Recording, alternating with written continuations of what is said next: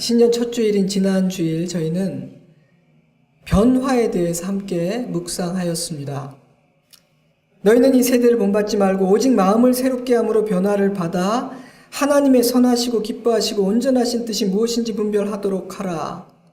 하나님께서 기대하시는 변화는 우리의 노력과 수고로 어떤 훈련이나 좀 더 잘 살아보겠다는 강한 의지로 인해 일어나는 조금의 진보나 약간의 성숙과 같은 차원의 것이 아닙니다. 로마서 12장 2절 말씀이 명령하고 있는 이 변화는 애벌레가 나비로 다시 태어난 것과 같은 근본적인 차원의 변화를 의미합니다. 그러므로 이 변화는 저와 여러분의 실력만으로는 이룰 수 있는 수준의 것이 아니죠. 이 변화는 오직 하나님만이 이루실 수 있으며 이 명령은 이루실 자신이 있기에 주신 명령입니다. 그러므로 우리는 말씀하신 하나님을 온전히 신뢰해야 합니다. 말씀하셨기 때문에 의심하지 않고 믿는 것. 우리가 의심하지 않는 이유가 하나님께서 말씀하셨다는 그 사실 때문이라는 것, 그것이 진정한 믿음의 본질입니다. 우리는 내가 할 수 있는 만큼만 하나님을 의지하고 내가 예상할 수 있는 수준까지만 하나님께서 행하실 일들을 기대하는데 너무나 익숙해지고 길들여져 버렸습니다. 하기는 이해가 되기도 합니다. 뿌리 깊은 인간의 죄성과 연약함으로 인한 자기 자신의 실패와 인간들의 모순과 실패를 너무나 많이 보고 경험했기 때문입니다.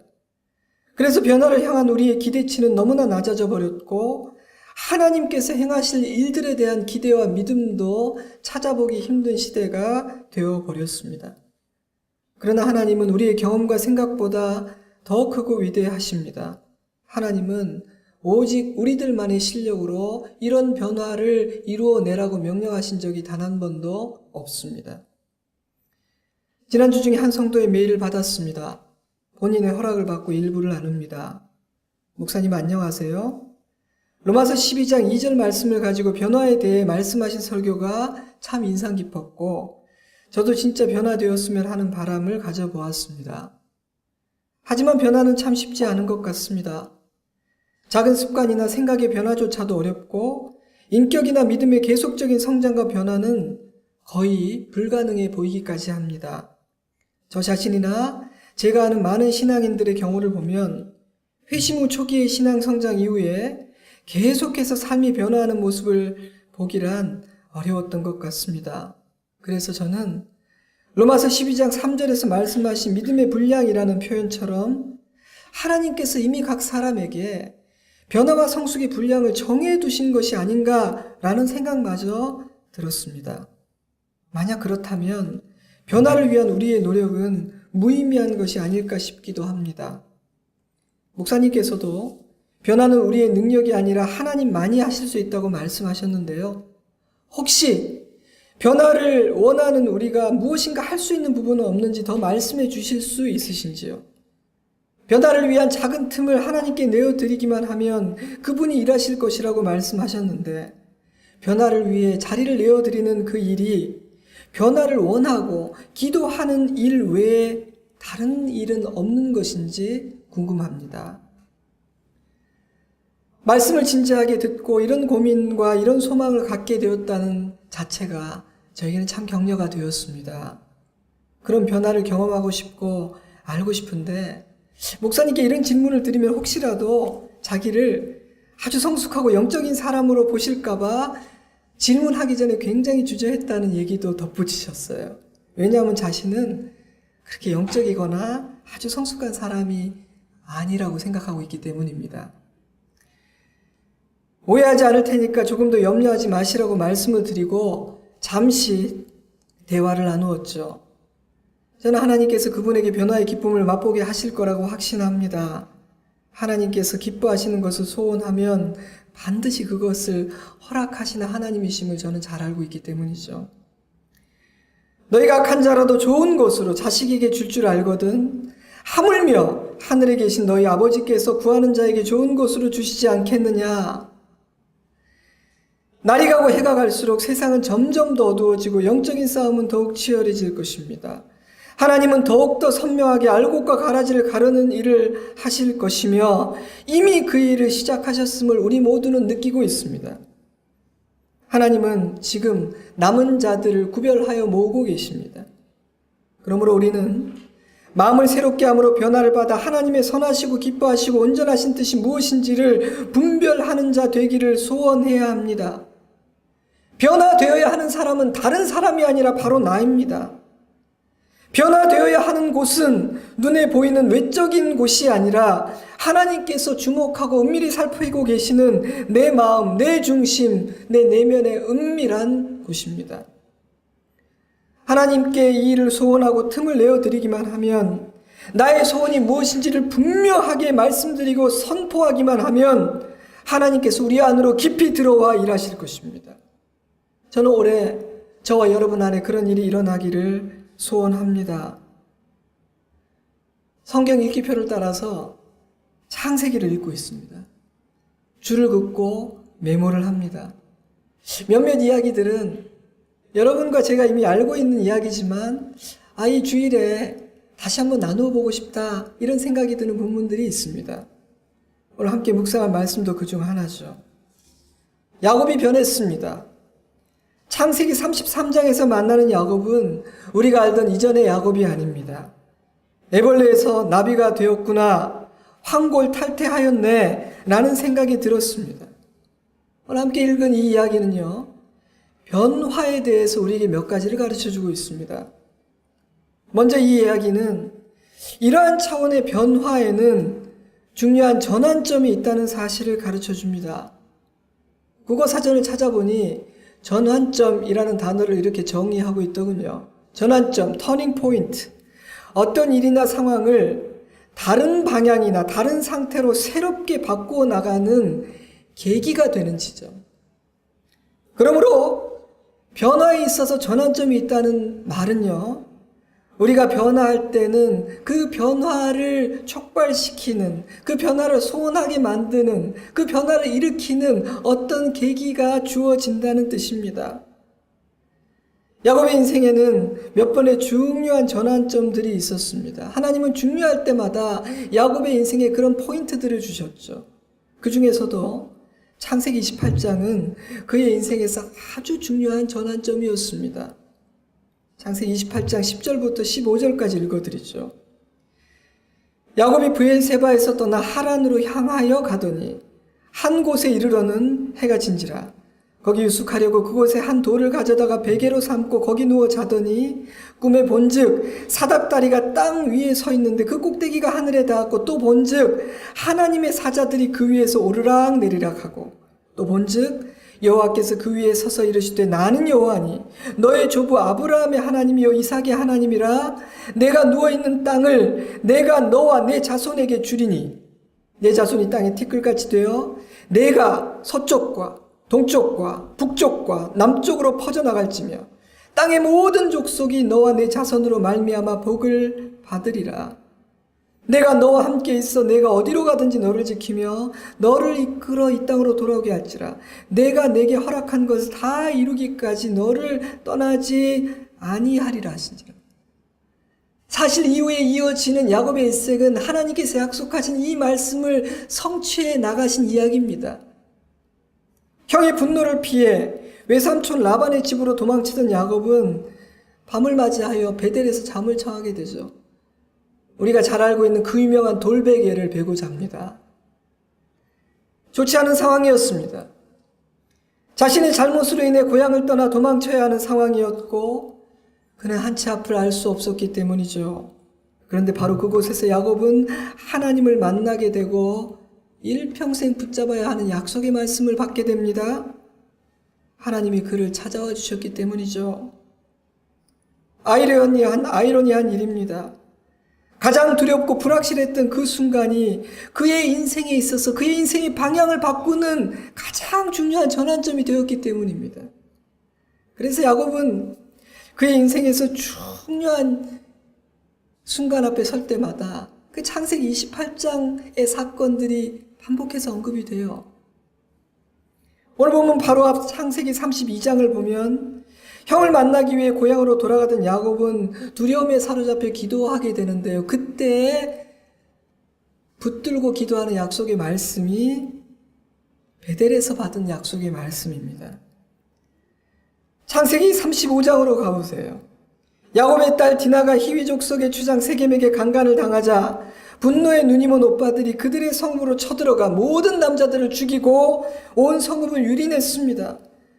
그의 가문이 절체절명의 위기 앞에 서게 되었을 때 하나님은 이렇게 말씀하셨죠. 일어나 베델로 올라가서 거기 거주하며 내가 내 형 에서의 낯을 피하여 도망하던 때에 내게 나타났던 하나님께 거기서 제단을 쌓으라. 이렇게 반복해서 언급될 만큼 창세기 28장의 사건은 야곱이 결코 잊지 말아야 할 중요한 터닝 포인트였습니다. 이 외에도 야곱의 인생에는 중요한 포인트들이 많이 있었죠. 하나님은 여러 차례 야곱에게 나타나시고 말씀하시고 그를 도우셨고 그를 인도하셨습니다. 오늘 읽은 이 말씀에 기록된 고향으로 돌아가는 이 여정도 야곱이 계획한 여정이 아니었죠. 하나님께서 나타나 말씀하셨기에 시작된 여정이었습니다. 야곱이 라반의 아들들이 하는 말을 들은즉 야곱이 우리 아버지의 소유를 다 빼앗고 우리 아버지의 소유로 말미암아 이 모든 재물을 모았다 하는지라. 야곱이 라반의 안색을 본즉 자기에게 대하여 전과 같지 아니하더라. 여호와께서 야곱에게 이르시되 내 조상의 땅 내 족속에게로 돌아가라. 내가 너와 함께 있으리라 하신지라. 하나님은 야곱을 또 다른 변화로 그의 인생을 새로운 시즌으로 인도하고 계셨던 것이죠. 이처럼 야곱은 하나님의 섭리 안에서 조금씩 빚어지고 있었고 그때마다 중요한 계기, 터닝 포인트들이 있었습니다. 그의 삶의 곳곳에 하나님께서 허락하신 전환점들이 있었듯이 여러분에게도 그런 터닝 포인트들이 있었을 것입니다. 하나님께서 우리를 깨우치시고 변화시키신 그러한 인생의 전환점들을 기억하고 그곳에 선명하게 기념비를 세우는 것은 굉장히 중요한 일입니다. 왜냐하면 우리는 그때 깨닫고 받은 은혜가 많음에도 불구하고 기념비를 세우지 않고 의지적으로 기억하고 되새기지 않으면 너무 쉽게 잊어버리고 제자리로 돌아가기 때문이죠. 그런 순간은 큰 성공이나 위대한 헌신이나 순종을 했던 순간일 수도 있지만 큰 실패와 아픔을 경험했던 순간일 수도 있습니다. 사랑하는 여러분, 이 시간, 이 아침 나를 깨우쳐 주셨고 나를 새롭게 만들어 주셨던 그때를, 그때 받았던 말씀을, 그때 깨달았던 교훈을, 그때 내가 주님 앞에 드렸던 기도와 약속과 헌신을 기억해내시기 바랍니다. 하나님은 야곱이 인생의 중요한 순간 앞에 설 때마다 그 일을 기억하고 하나님 앞에 재헌신하기를 바라셨습니다. 우리도 그렇게 해야 됩니다. 하나님은 우리의 삶에서 일어나는 모든 사건과 상황들을 우리가 새롭게 되고 변화될 수 있는 전환점으로 삼으시는 하나님이십니다. 크고 위대한 사건만이 아니라 지극히 일상적이고 작은 사건들을 통해서도 우리에게 말씀하시고 우리를 새롭게 하십니다. 폭풍과 먹구름만이 아니라 하나의 조각구름을 통해서도 우리 안에 새 일을 행하십니다. 그러므로 우리는 언제나 영적으로 민감한 상태를 유지할 수 있어야 합니다. 중요한 순간을 놓쳐서는 안 되기 때문이죠. 그런데 우리의 삶에는 종종 굉장히 큰 변화가 일어나는 그런 종류의 결정적인 전환점들이 허락되기도 합니다. 비유하자면 물이 끓어서 1도 1도 이렇게 올라가는 변화도 있지만 100도에 이르게 되어 액체가 기체가 되는 것과 같은 본질적인 상태의 변화가 일어나는 그런 전환점들도 주어진다는 것이죠.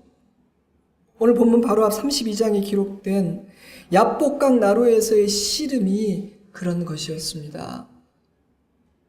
종들과 모든 소유, 아내와 자녀들마저 먼저 보낸 후 야곱은 야복강 나루에 홀로 남게 됩니다. 그런데 갑자기 한 사람이 나타나 씨름을 걸어옵니다. 야곱은 밤이 새도록 그 사람과 씨름을 하게 되죠. 그 사람이 떠난 후에 야곱이 내가 하나님과 대면하여 보았으나 내 생명이 보존되었다라고 고백하는 것을 볼 때 그분은 하나님이십니다. 저는 그렇게 생각합니다. 하지만 하나님이 아니시라면 적어도 하나님의 권위를 가지고 온 천사일 것입니다. 그 밤의 씨름이 야곱에게 큰 변화를 일으켰다는 증거는 무엇입니까? 적어도 두 가지가 있습니다. 첫째는 그에게 이스라엘이라는 새 이름이 주어졌다는 사실이죠. 새 이름은 새 정체성이거든요. 두 번째 증거는 오늘 본문에 나타난 야곱의 변화입니다. 그는 이전과는 전혀 다른 새로운 모습을 보여주고 있거든요. 사랑하는 여러분, 하나님은 우리가 변화되기를 원하십니다. 하나님은 친히 그 일을 우리 안에 행하시고 우리에게 새 이름을 주기를 원하십니다. 우리의 기질과 성향, 우리 안에 아직도 남아있는 쓴뿌리의 영향력과 옛사람의 잔재들을 모두 뛰어넘어 새로운 피조물로서 그리스도 안에서 부유한 자로서 살게 하려고 하시는 것입니다. 그래서 하나님은 우리를 방문, 비지트 하십니다. 마치 약복강 나루의 야곱에게 찾아와 너 나와 씨름 한판 하자 하셨던 것처럼 우리를 방문하십니다. 여러분 성경을 읽고 묵상해 보세요. 믿음의 선배들이 각성하고 변화된 순간은 언제나 하나님께서 친히 그들을 찾아오신 순간, 방문하신 순간이었습니다. 자신을 찾아와 말씀하시는 하나님 앞에 엎드려 순종했을 때 그들의 삶은 새로운 차원으로 이동하게 되었던 것이죠. 여러분, 하나님께서 우리를 방문하시는 이유는 진정한 참된 변화는 우리의 노력으로 이루어질 수 없기 때문입니다. 애벌레가 허물을 벗고 나비가 되는 것과 같은 그런 변화는 오직 하나님께서 우리의 삶을 방문하실 때만 가능하기 때문입니다. 그러니 만약 우리가 진정으로 하나님께서 행하시는 놀라운 일을 경험하고 맛보고 누리며 살아가기를 소망한다면 우리를 찾아오시는 그 하나님의 방문하심을 놓쳐서는 안 되는 것이죠. 자, 그렇다면 그 하나님의 방문하심을 놓치지 않으려면 우리는 어떻게 해야 될까요? 성경을 읽으며 하나님께서 언제 어떤 사람을 찾아오셨는가 제가 몇 가지를 나누면서 그 방문을 놓치지 않기 위한 몇 가지 힌트를 여러분과 나누려고 해요. 하나님은 자신을 기다리는 자에게 방문하십니다. 그러므로 우리가 하나님을 갈망하고 그분이 찾아오심을 기다리는 것은 굉장히 중요한 일입니다. 왜냐하면 하나님은 자신을 환영하는 자를 방문하는 것을 기뻐하시기 때문이에요. 또한 하나님은 우리가 인생의 중요한 순간 앞에 섰을 때 우리를 찾아오십니다. 우리를 도우시고 바른 길로 인도하시기 위해서입니다. 지혜를 주시기 위해서입니다. 그러므로 만약 우리가 인생 여정을 살아가다가 무엇인가 중요한 선택을 해야 하는 순간 앞에 서게 되었다면 그 순간은 영적으로 깨어있고 민감해야 하는 순간입니다. 그런 때 하나님은 사랑하는 자녀들을 찾아오시기 때문이죠. 또한 하나님은 내가 너무나 잘못된 길을 가고 있을 때 우리를 방문하십니다. 책망하여 회복시키기 위해서입니다. 하나님은 우리를 너무나 사랑하시기에 우리가 잘못된 언행을 하거나 마귀에게 휘둘리고 있을 때 우리를 방문하십니다. 계속해서 그 길을 걸어서는 안 되기 때문이죠. 자, 그런데 말입니다. 문제가 있어요. 이러한 순간은 반드시 우리를 찾아오신 하나님을 환영하여 맞이하고 그 음성에 순종해야 할 순간임에도 불구하고 잘못된 길을 걷고 있을 때 우리의 마음은 굳어지고 닫혀있기 때문에 하나님의 방문을 눈치채지 못하거나 거절할 위험성이 굉장히 높다는 것이죠. 나를 위해서 오신 것인데. 때문에 그런 순간 내 곁에 누가 있는지가 굉장히 중요합니다. 내 곁에 지혜롭고 성숙한 친구나 스승이 있는지 없는지는 굉장히 중요합니다. 왜냐하면 내가 누구의 말에 귀를 기울이고 영향을 받느냐에 따라 내 인생의 결론이 굉장히 달라질 수 있기 때문이죠. 마지막 넷째로 하나님은 내가 아주 잘하고 있을 때 방문하십니다. 왜 그런지 아세요? 우리를 격려하여서 낙심하지 않고 계속 잘할 수 있도록 하기 위해서입니다. 마귀의 공격으로부터 우리를 보호하여 주시기 위해서입니다. 왜냐하면 우리가 믿음으로 살아가고 포기하지 않고 인내로서 그 길을 걸어가고 있을 때, 잘하고 있을 때 마귀는 그것이 너무나 싫기 때문에 우리를 낙심시키고 포기하게 만들기 위해 평소보다 더 많은 불화살을 쏘아대기 때문입니다. 그래서 하나님은 단지 우리가 못할 때만 우리를 방문하시는 것이 아니라, 위기의 순간에만 우리를 찾아오시는 것이 아니라, 우리가 정말 잘하고 있을 때 우리를 찾아오셔서 내가 너와 함께하고 있다, 너는 내가 정말 사랑하는 나의 자녀야 라는 확신을 주십니다. 그러므로 여러분, 제가 소개한 이러이러한 상황들 가운데 여러분이 처하게 된다면 지금은 하나님께서 나를 방문하실 가능성이 굉장히 많은 때이구나 생각하고 영적으로 깨어 있으시기를 바랍니다. 성경을 통해서 하나님께서 어떻게 일하시고 어떻게 움직이시는지 그 하나님의 섭리와 방법을 이해하는 것도 굉장히 중요합니다. 왜냐하면요, 하나님에게도 일하시고 행동하는 패턴이 있고 그것은 성경에 다 기록이 되어 있기 때문이죠. 야복강 나루에 쓰러져서 잠자고 있던 야곱에게 찾아오신 이유는 야곱이 급심한 두려움 가운데서 낙심하고 있었기 때문입니다. 그 순간은 그의 인생에서 중요한 순간이었으며 그에게 하나님이 필요한 순간이었기 때문입니다. 그러니 그날은요, 제가 말씀드린 그 네 가지가 복합적으로 어우러진 아주 야곱의 인생에서 중요한 순간이었어요. 그러니 그날 그 밤은 하나님이 야곱을 방문하실 가능성이 굉장히 높은 날이 아니었을까요? 그러므로 사랑하는 여러분, 만약 여러분이 인생의 여정 가운데 그러한 상황에 처하게 된다면 오늘 하나님께서 나를 찾아오실 가능성이 높구나 생각하며 안테나를 높이 세우고 깨어 있으시기 바랍니다. 귀를 기울이시기 바랍니다. 잠자리에 들 때 꿈에 나타나 주시기를 기대하는 것도 나쁘지 않아요. 창세기를 읽으며 꿈에 대해서 많은 생각을 했고 언제 한번 꿈에 대해서 설교를 한번 할까 하는 생각도 해보았어요. 만약 우리가 하나님의 방문하심을 놓치지 않는다면 우리 모두는 하나님께서 행하시는 크고 놀라운 일을 경험하게 될 것입니다. 자, 근데 이 부분에 대해서, 하나님의 방문에 대해서 제가 한 가지만 더 말씀드리고 넘어가야겠습니다. 그것은 하나님은 자신이 정하신 때 우리를 방문하신다는 사실입니다. 이러한 방문은 조금 전 말씀드렸던 네 가지 범주에 들어가지 않는 특별한 방문이에요. 하나님은 당신이 정하신 시간표를 따라 움직이시고 그 타이밍은 완벽합니다. 그런데 하나님의 생각은 우리의 생각과 다르고 하나님의 지혜는 도무지 측량할 수 없기에 우리는 하나님이 정해놓으신 그 때와 시를 알지를 못해요. 그러므로 우리는 항상 깨어 있으려고 애를 써야 합니다. 영적으로 민감해야 합니다. 그것이 매일 기도하고 말씀을 읽고 묵상하고 되새기고 선포해야 하는 이유입니다. 바로 그것이 차단해야 될 모든 것들을 차단해버리고 멀리해야 될 관계를 끊어버리고 선한 마음으로 주를 따르는 믿음의 사람들을 사랑해야 되는 이유입니다. 하나님께서 우리를 찾아오시는 양상은 다양합니다. 충격적이고 놀라운 방법일 수도 있고 아주 세미한 음성일 수도 있습니다. 어쩌면 하나님은 지금 이 순간 이 예배의 자리에서 이미 여러분을 방문하려고 문 앞에 서서 문을 두드리고 계실지도 모릅니다. 말씀하고 계실 수 있습니다. 어쩌면 여러분이 오늘 운전하며 돌아가는 길에 하나님께서 여러분을 찾아와 내가 너한테 할 말이 있어. 너 나에게 시간을 내줄 수 있겠어? 라고 말씀하실지도 모릅니다. 어떤 상황, 어떤 모습, 어느 때이든 만약 하나님이 찾아오셨다고 느껴진다면, 하나님께서 내 마음을 조금이라도 흔들고 계신다고 느껴진다면 그 순간을 놓치지 마십시오. 그 음성에 반응하십시오. 그러면 우리에게도 야곱에게 일어났던 이런 변화가 일어날 것입니다.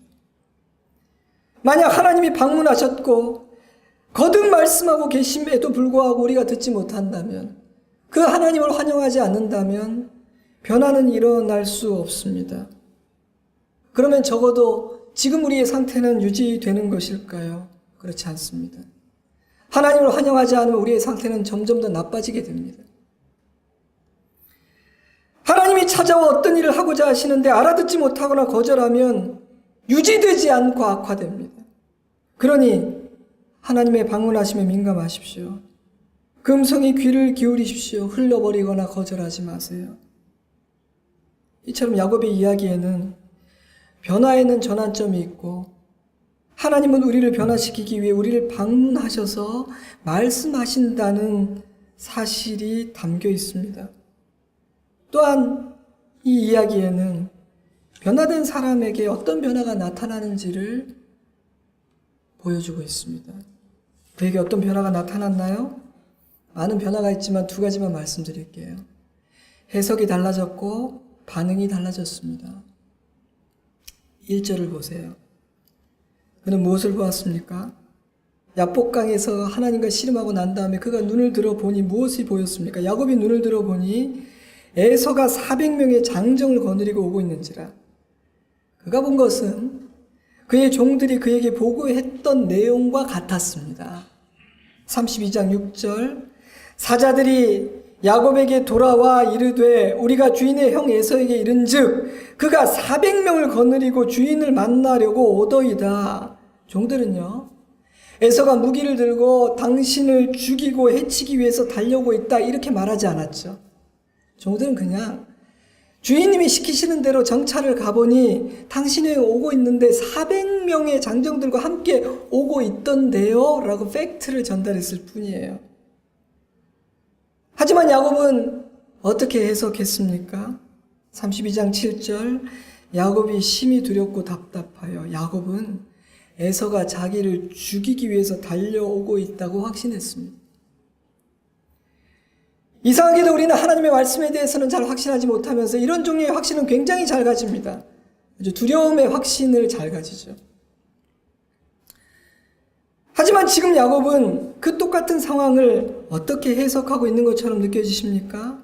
제가 볼 때 적어도 야곱은 형이 나를 죽이러 온다고 확신하고 있는 것 같지는 않습니다. 그에게서 모든 것이 하나님의 손에 있음을 믿고 맡긴 자의 담담함이 엿보이지 않습니까? 하나님께서 행하실 일에 대한 가능성을 열어둔 것 같지 않습니까? 여러분, 우리가 믿음이 생기고 변화가 된다는 것을 우리가 가끔 착각하는 것 같아요. 완전한 막 믿음의 사람이 되는 것. 의심이라고는 전혀 없는 하나님이 반드시 하신다라는 믿음으로 투철한 사람이 되는 것이라고 생각합니다. 저는 꼭 그렇게 생각하지 않아요. 우리가 변화되고 믿음이 생긴다는 것은 하나님을 생각할 때 이전에는 없었던 가능성들이 내 안에 자꾸만 보이기 시작하는 것이라고 생각해요. 모르겠습니다. 야곱은 형이 나를 죽이러 온다 아닌다, 죽이러 오는지 아니면 이미 다 변했는지에 대해서 확신이 있었던 것 같지는 않아요. 하지만 이전처럼 분명히 나를 죽이러 오는 것이다 생각하지 않고 하나님에게 맡기고 있습니다. 하나님이 하실 일에 대한 가능성이 그에게 열렸습니다. 사랑하는 여러분, 내가 변화되었는가 아닌가는 사건과 상황들을 해석하는 나의 관점과 실력에 변화가 생겼는지를 보면 알 수 있습니다. 신앙생활을 오래 하고 말씀을 배우고 기도하고 있음에도 불구하고 내가 마주하는 현실과 상황을 해석하는 관점과 실력에 변화가 없다면 나는 변화되지 않은 것이며 성장하지 않은 것입니다. 하나님은 우리의 신앙의 연수나 교회의 직분이나 봉사의 경력으로 우리를 평가하지 않으십니다. 하나님은 오직 우리가 예수 그리스도 안에서 거듭나고 변화되고 있는지만을 주목해서 보십니다. 우리는 변화되었습니까? 우리는 변화되기를 간절히 원하고 있습니까? 그의 해석뿐 아니라 반응도 달라졌습니다. 사실 해석이 달라지면 반응이 달라집니다. 자연스러운 현상이죠. 관점이 바뀌면 행동이 달라지는 거죠.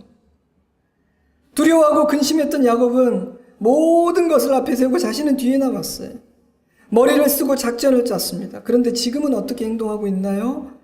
3절 말씀, 자기는 그들 앞에서 나아가되 몸을 7번 땅에 굽히며 그의 형 에서에게 가까이 가니 그는 앞에 나섰을 뿐 아니라 그가 제일 두려워하던 사람 에서에게로 다가갔습니다. 그의 안에서 어떤 근본적인 변화가 일어났다는 증거입니다. 그래서 야곱은 자신의 성정과 연약함과 기질의 한계를 뛰어넘는 일을 하고 있는 것입니다. 여러분, 이런 일은 가능합니다. 하나님은 야곱을 통해서 이런 일이 가능하다, 내가 너희 안에 이런 일을 행할 수 있다라고 말씀하고 계십니다. 그러니 포기하지 마세요. 하나님 앞에 가능성을 열어두십시오. 야곱이 변화되었을 때 그는 비로소 하나님께서 자신을 위해 이미 행하신 일들을 보게 됩니다. 에서가 달려와서 그를 맞이하여 안고 목을 어긋맞추어 그와 입맞추고 서로 우니라. 에서가 눈을 들어 여인들과 자식들을 보고 묻되 너와 함께한 이들은 누구냐? 야곱이 이르되 하나님이 주의 종에게 은혜로 주신 자식들이니라. 사이 좋은 형제가 명절을 만나 아주 오래간만에 고향에서 다시 만나는 것 같은 이런 훈훈한 장면은 야곱이 상상했던 그림이 아니었습니다. 이러한 장면을 연출하기 위해서 야곱이 한 일이 무엇입니까? 아무것도 없습니다. 그는 그저 하나님 앞에서 완전히 깨어지고 부서지기만 했을 뿐이에요. 허벅지 관절이 위골된 그는 다리를 절며 형에게 나왔을 뿐입니다. 그러니 이 일은 오롯이 하나님이 홀로 행하신 일이죠. 성경은 고향으로 돌아가는 야곱의 여정을 이렇게 요약합니다. 33장 18절. 야곱이 밧단 아람에서부터 평안히 가나안 땅 세겜 성읍에 이르러 그 성읍 앞에 장막을 치고 그가 장막을 친 밭을 세겜의 아버지 하몰의 아들들의 손에서 베크시타에 샀으며 거기에 제단을 쌓고 그 이름을 엘렐로헤 이스라엘이라 불렀더라. 두려움으로 시작되었던 이 여정이 평안과 감사의 여정으로 끝이 났다고 성경은 기록합니다. 이 이야기는 야곱이 거기서 제단을 쌓았더라로 마무리되는데요. 야곱이 이 모든 일이 하나님의 은혜로 이루어진 일임을 깨닫고 감사의 예배를 드렸다는 것이죠. 사랑하는 여러분, 하나님은 야곱이 당신이 원하는 존재로 변화되기만을 기다리셨습니다. 야곱이 아니라 에서가 아니라 야곱의 변화가 하나님의 관심사였습니다. 그래서 에서가 아니라 야곱이 주님 앞에서 깨지고 부서져 새 사람이 되자 모든 것이 풀리고 열리고 해결되었습니다. 그러면 열쇠는 우리 자신의 변화입니다. 그러니 부디 다른 사람들에 대해서 불필요한 관심을 가지지 마세요. 비교하지 마세요. 교만해서도 안 됩니다. 기죽을 필요도 없습니다. 함부로 판단하거나 정죄해서도 안 됩니다. 자신의 심령과 내면의 깊은 관심을 가지십시오. 마음을 새롭게 함으로 변화되십시오. 하나님은 야곱을 어떤 존재로 변화시키고 싶었던 것일까요? 하나님은 야곱이 사람의 지혜와 수고를 의지하는 사람이 아니라 하나님의 지혜와 능력만을 의지하는 사람으로 변화되어 아버지의 은혜와 능력 안에 거하는 사람 되기를 원하셨습니다. 야곱은 머리 쓰는 사람이었습니다. 그는 뒤에서 계략을 꾸미는 자였고 거짓말을 일삼는 사람이었습니다. 그는 자신이 원하는 것을 얻기 위해 수단과 방법을 가리지 않는 사람이었습니다. 하나님은 그러한 야곱을 하나님과 사람 앞에서 정직하고 진실한 사람으로 자신의 잔꾀와 자신의 공로와 의의를 내려놓고 하나님만을 의지하는 믿음의 사람으로 바꿔놓고자 하셨습니다. 창세기 30장을 보면 외삼촌 라반과 야곱이 품삯을 정하는 이야기가 나와요. 여러분, 성경에는 우리가 이 세상에 살면서 경험할 수 있는 모든 것들이 다 담겨 있는데 저는 이것이 일종의 연말 연초에 하는 연봉 협상이 아닌가 이렇게 재밌는 표현으로 바꿔서 생각을 해보았습니다. 근데 솔직히 외삼촌 라반은 정말 너무한 사람이에요. 도망자인 야곱의 처지와 자신의 딸 라헬을 너무나 사랑하는 그의 마음을 이용하여 10수년간이나 공짜로 부려먹었으니 말입니다. 하지만 그동안 묵묵히 일해왔던 야곱은 부인이 생기고 자식들이 생기자 이제 가장의 책임감이 느껴지자 삼촌에게 품삯을 요구합니다. 굉장히 정당한 요구였죠. 근데 야곱은 그때 참 이상한 일을 해요.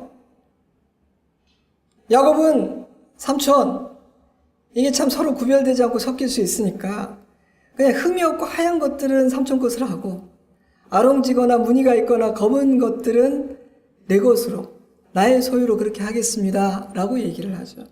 그런 다음 야곱은 머리를 씁니다. 나무 가지를 껍질을 이렇게 벗겨서 이렇게 무늬를 만들어서 가축들이 물을 마시는 그 물그릇 앞에 이렇게 세워두고 그 무늬가 그들의 출산에 영향을 받기를 기대했던 것 같아요. 이 얼마나 황당하고 말도 안 되고 비논리적이고 비상식적인 얘기예요.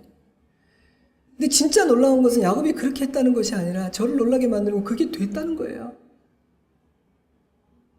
그런 황당한 야곱의 전략이 통했습니다. 되네.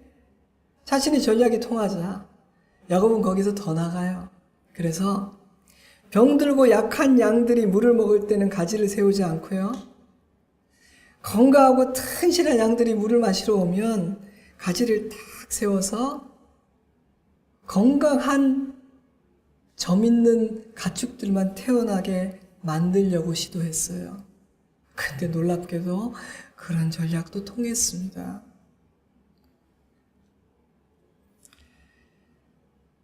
아마도 야곱은 자신의 전략이 통했구나 생각하며 자신의 지혜를 자랑스러워했을 거예요. 그는 내가 잘해서, 내가 잘나서, 내가 지혜로워서 내 삶이 이렇게 유지되고 있다고 생각을 했을 겁니다. 하지만 그것은 사실이 아니었어요. 하나님은 야곱을 위해 그런 말도 안 되는 일이 가능하게 해주셨습니다. 그리함으로 불의한 라반으로부터 야곱을 지키셨고 야곱을 부유한 자로 만드셨죠. 하지만 그것은 일시적으로 허락된 은혜였습니다. 하나님은 야곱이 계속해서 그런 식으로 자기의 삶을 세워가는 자, 살아가는 자 되기를 원하지 않으셨죠. 그래서 야곱을 찾아와 그와 씨름을 하십니다. 밤새도록 하십니다. 씨름이 길었다는 것은 그만큼 죽어야 할 자아가 강했다는 뜻이겠죠. 그 씨름은 야곱의 자아가 죽는 씨름, 야곱의 잔꾀와 괴활한 전략과 자기 의와 공로가 부서지고 깨지는 씨름, 옛사람이 죽는 씨름이었습니다. 그 씨름의 결과를 보세요. 그는 이제 더 이상 머리를 쓰지 않습니다. 그는 하나님께 모든 것을 맡기고 죽으면 죽으리라 선두에 서서 그토록 두려워하던 형 에서에게 다가갑니다. 그리고 형 앞에 겸손히 무릎을 꿇습니다. 그는 변화된 것입니다. 창세기 28장 15절, 내가 너와 함께 있어 내가 어디로 가든지 너를 지키며 너를 이끌어 이 땅으로 돌아오게 할지라 내가 내게 허락한 것을 다 이루기까지 너를 떠나지 아니하리라 하신지라. 베델에서 주신 약속의 말씀입니다. 그런데 여러분, 똑같은 말씀이라 할지라도 내가 어떤 마음, 어떤 믿음으로 그 말씀을 받고 붙드냐에 따라 그 말씀의 능력의 세기가 달라집니다. 32장을 보면 야곱은 그때도 이 말씀을 기억하고 있었고 그래서 이 약속을 붙들고 기도도 하였습니다. 하지만 그 말씀을 알고 있는데도 야곱은 두려웠어요. 그래서 온갖 인간적인 방법을 동원했고 번민했습니다. 하지만 그 씨름 이후 야곱에게 이 말씀은 새로운 능력으로 강력하게 그에게 다가와 그를 사로잡았습니다. 내가 너와 함께 있어 내가 어디로 가든지 너를 지키며 너를 이끌어 이 땅으로 돌아오게 할지라. 내가 내게 허락한 것을 다 이루기까지 너를 떠나지 아니하리라. 이 약속을 진심으로 믿게 되자 그는 앞장서서 에서를 향해 걸어갈 수 있었습니다. 이제 더 이상 에서를 두려워하지 않았기 때문입니다. 그동안 거짓 두려움에 속아 살아왔다는 것을 깨달았기 때문입니다. 나의 인생은 에서가 아니라 하나님에게 있는데 말이죠. 그래서 그는 이제 오직 하나님만을 두려워합니다. 그는 이제 더 이상 꾀를 쓰지 않습니다. 그는 자기의 노력과 지혜를 내려놓고 하나님을 의지하는 사람이 되었습니다. 그는 이제 야곱이 아니라 이스라엘입니다. 사랑하는 성도 여러분, 하나님은 우리에게 이런 일을 행하고자 하십니다. 하나님은 우리에게 믿음이 없어서 하나님을 제한하고 우리의 한계 안에 갇혀 사는 것을 너무나 안타까워하십니다. 우리의 마음이 새롭게 됨으로 변화되면 모든 것이 달라질 수 있다고 말씀하십니다. 내 능력으로 도저히 넘어설 수 없는 높은 벽이라고 생각하는 것들을 넘어설 수 있고 하나님의 자녀로 살아가는 삶의 기쁨을 맛볼 수 있다고 말씀하십니다. 2019년 올해는 그러한 은혜와 복을 누릴 수 있는 최고의 기회입니다. 이 기회를 놓치지 마십시오. 작년은 그저 견디고 이기며 지나갔다면 올해는 이 복을 누릴 수 있는 기회입니다. 그 은혜를 놓치지 마십시오. 말씀을 맺겠습니다. 한 달쯤 전에, 아니 한 2달이 돼가는군요. 12가지 인생의 법칙이라는 책을 읽었습니다. 며칠 전에 다시 이 책을 이렇게 뒤적이면서 제가 줄거놓고 접어놓은 곳들을 한번 다시 읽어보게 되었어요. 꽤 두껍고 내용이 이렇게 쉽게 풀리지 않아서 여러분 꽤 인내를 가지고 읽어야 되는 책입니다.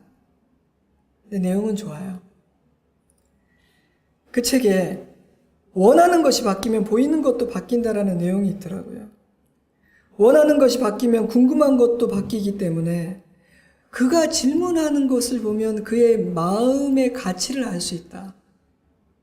그가 무엇을 궁금해 하는지가 그의 실존을 드러낸다. 이 책의 저자는 잘못된 것을 추구하면 그 욕망이 우리의 눈을 멀게 하여서 보아야 할 것들을 보지 못한다고 말합니다. 하지만 좋은 것을 추구하면 이전에 보지 못했던 것들을 볼 수 있기에 이전에는 놓쳤던 새로운 가능성들을 발견할 기회도 많아진다고 말합니다. 기독교 서적은 아니지만 워낙 성경이 많이 인용되어서 이 사람 크리스찬이구나 이런 생각이 들었어요. 그러므로 무엇을 원하는지 어떤 목표를 가지고 있는지가 참 중요하다는 것이에요. 무엇을 추구하는지가.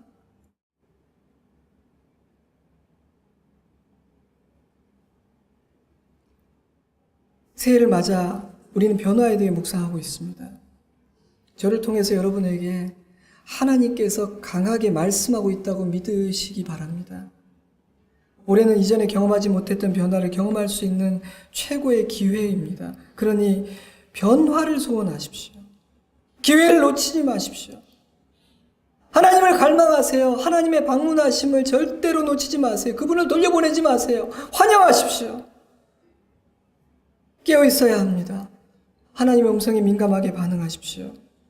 그리함으로 하나님께서 행하시는 놀라운 일들을 구경하는 자가 아니라 경험하고 누리고 노래하는 자가 되십시오. 기도하겠습니다. 여러분 기도합시다. 오늘 하나님께서 우리에게 무엇이라고 말씀하셨습니까?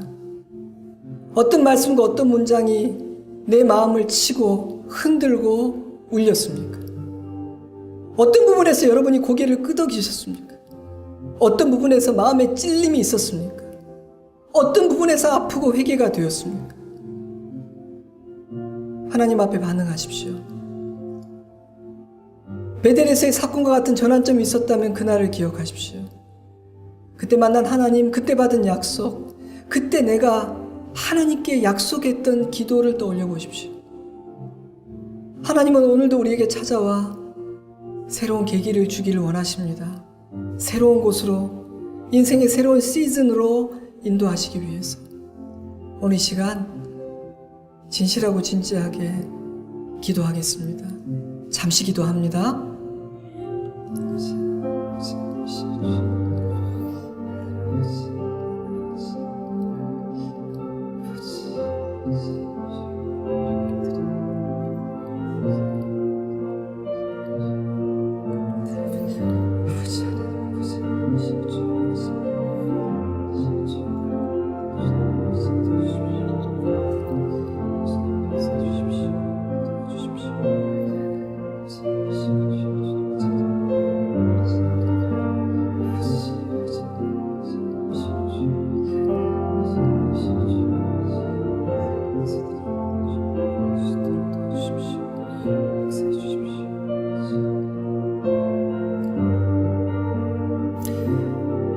하나님 아버지 감사합니다. 변화에 대한 소망, 하나님이 행하시는 새 일에 대한 기대를 갖게 하심을 감사드립니다. 야곱은 변화되기 어려운 사람이었습니다. 그런데 하나님이 야곱을 이스라엘로 만드셨습니다. 하나님은 우리에게 그 일을 행하실 것을 믿습니다. 우리가 하나님과 맞서 싸우고 대적하지만 않는다면 하나님은 우리를 찾아와 우리 안으로 들어와 그 일을 행하실 것입니다. 문을 엽니다. 하나님을 환영합니다. 그 말씀에 이미 순종하고자 하는 자세가 우리에게는 있습니다. 그러니 주님 마음껏 행하여 주시옵소서. 우리에게서 변화의 증거가 나타나고 우리가 이제는 오직 하나님을 경외하고 하나님에게 이끌려가는 주의 백성으로 살게 하여 주시옵소서. 주님을 찬양하며 예수님 이름으로 기도드리옵나이다. 아멘. 우리 다 같이 자리에서 일어나서 우리 찬양을 우리 신앙의 고백으로 함께 드리겠습니다.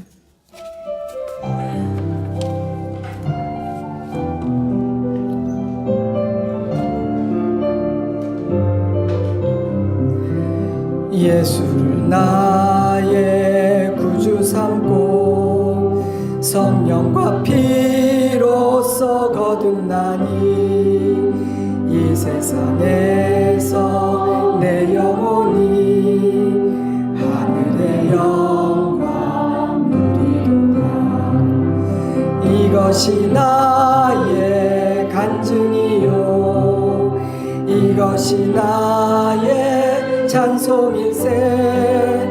나 사는 동안 끊임없이 구주를 찬송하리로다. 온전히 주께 맡긴 내 영 사랑의 음성을 듣는 중에 천사들 왕래하는 것과 하늘의 영광 보리로다. 이것이 나의 간증이요 이것이 나의 찬송일세. 나 사는 동안 끊임없이 구주를 찬송하리로다. 주 안의 기쁨 누림으로 마음의 풍랑이 잔잔하니 세상과 나는 간 곳 없고 구속한 주만 보이도다. 이것이 나의 간증이요 이것이 나의 찬송일세. 나 사는 동안 끊임없이 구주를 찬송. 이것이 나의 간증이요 이것이 나의 간증이요 이것이 나의 찬송일세. 나 사는 동안 끊임없이 구주를 찬송. 나 사는 동안 끊임없이 나 사는 동안 끊임없이 구주를 찬송하리로다. 지금은 우리 구주 예수 그리스도의 은혜와 하나님 우리 아버지의 깊고 넓은 사랑하심과 성령 하나님의 감화 감동 교통 충만하신 은혜와 능력의 역사하심이 하나님은 우리를 찾아와 우리를 완전히 새 사람 만드시는 놀라운 하나님이심을 온전히 믿고 주님의 찾아오심을 진심으로 환영하고 주시는 말씀을 붙들고 온전히 순종할 것을 다짐하고 헌신하며 돌아가는 사랑하는 주의 자녀들과 그 가정 위에 우리 좋은 씨앗 교회와 조국 땅과 열방에 세우신 존귀한 교회들 위에 이 나라의 민족 위에 이제로부터 영원토록 함께 하시옵기를 간절히 축원하옵나이다. 아멘.